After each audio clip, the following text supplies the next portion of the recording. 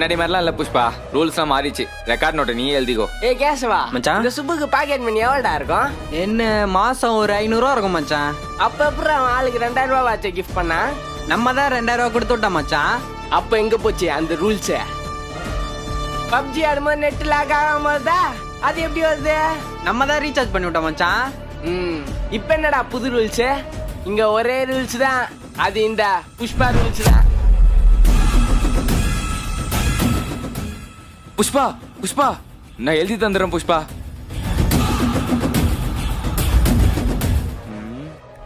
புஷ்பராஜா, யாரு உனக்கு ரெக்கார்ட் நோட்டை எழுதி குத்தா? வேற யாரு?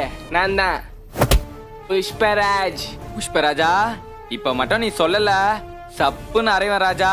சப்புன்னு அரைவன் ராஜா, சப்புன்னு அரைவன்டா, சப்பு சப்பு சப்புன்னு அரைவன்டா.